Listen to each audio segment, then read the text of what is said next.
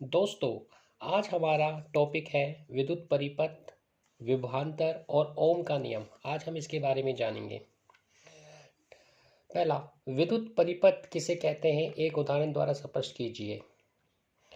विद्युत धारा के प्रवाहित होने वाले मार्ग या पथ को विद्युत परिपथ कहते हैं।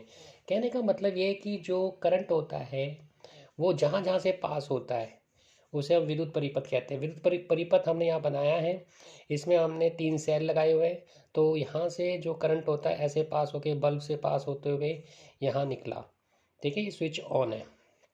तो इस तरीके से विद्युत के मार्ग को दर्शाने वाला पाथ या रास्ता या मार्ग ही विद्युत परिपथ होता है।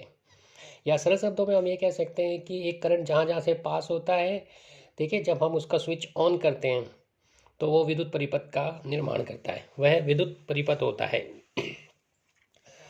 अगला आता है विभवांतर।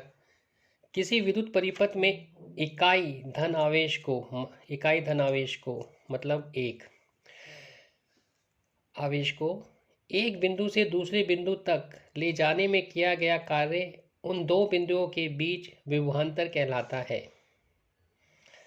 ठीक है, एक इकाई का मतलब होता है एक आवेश। जब आप एक आवेश को किसी चालक में किसी एक बिंदु से दूसरे बिंदु तक ले जाने के लिए जितना कार्य करते हो वह एक विभवांतर होता है या उसे विभवांतर कहते हैं, जिसे सूत्र के अनुसार इस प्रकार निकाला जा सकता है: दो बिंदुओं के बीच विभवांतर किया गया कार्य बटा में आवेश। इसको हम ऐसे भी लिख सकते हैं प्रतीकों के रूप में, V बराबर W बटा Q। यहाँ पर W है किया गया कार्य और Q है आवेश। ठीक है,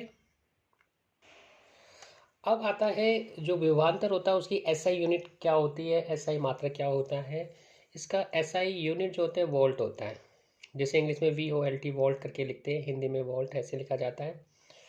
और जो दो बिंदुओं के बीच मापने के यंत्र को वोल्ट मीटर कहते हैं। ठीक है, अब देखो ये सारी चीज़ें विद्युत से जो रिलेटेड चीज़ें होती है वो हम देख तो सकते नहीं है, इसलिए हम इसका पता लगाने के लिए विभिन्न प्रकार के यंत्रों का उपयोग करते हैं। तो इस प्रकार जब हमें विभवांतर मापना होता है तो उसके लिए एक यंत्र यूज किया जाता है जिसे हम वोल्ट मीटर कहते हैं। ठीक है, दो बिंदुओं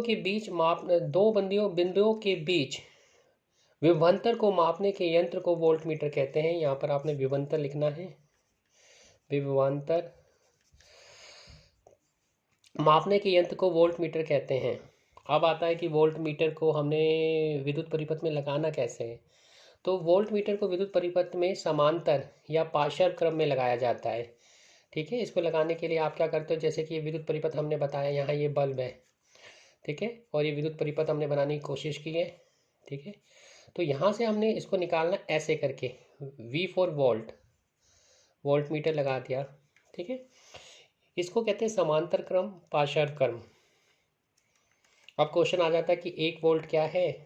तो विद्युत धारावाही चालक में, मतलब जिस चालक में से विद्युत धारा प्रवाहित हो रही हो, में एक कूलाम आवेश को एक बिंदु से दूसरे बिंदु तक लाने में यदि 1 जूल का कार्य होता है तो दो बिंदुओं के बीच विभवांतर 1 वोल्ट होगा।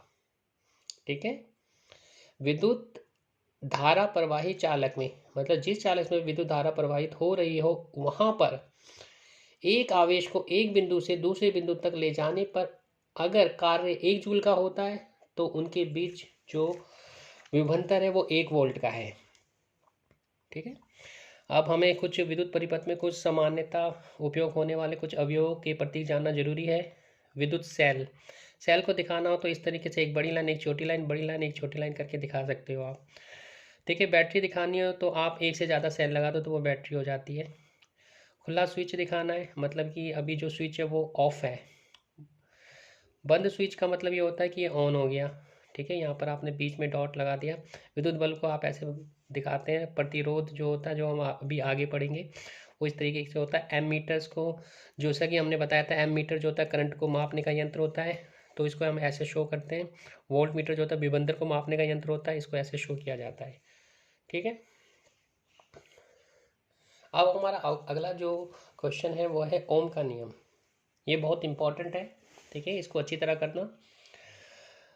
1827 में जर्मन भौतिक विज्ञानी जॉर्ज साइमन ओम ने किसी धातु के तार में प्रवाहित विद्युत धारा तथा उसके दो बिंदुओं के बीच लगने वाले विभवांतर के बीच संबंध जानने का प्रयास किया।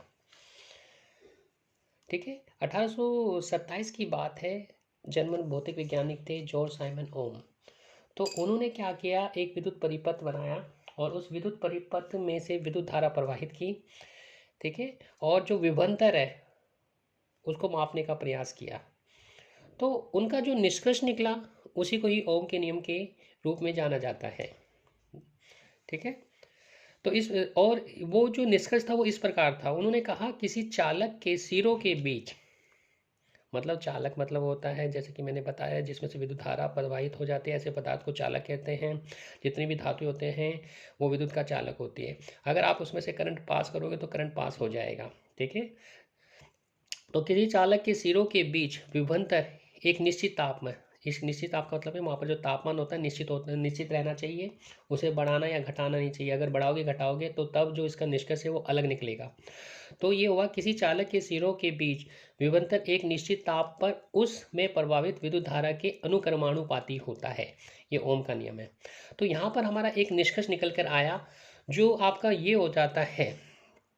ठीक है ना, किसी चालक के सिरों के बीच विभवांतर एक निश्चित ताप पर उसमें प्रवाहित विद्युत धारा के अनुक्रमानुपाती होता है। ठीक है, मतलब उसके अनुसार उसमें चेंजेस आते हैं।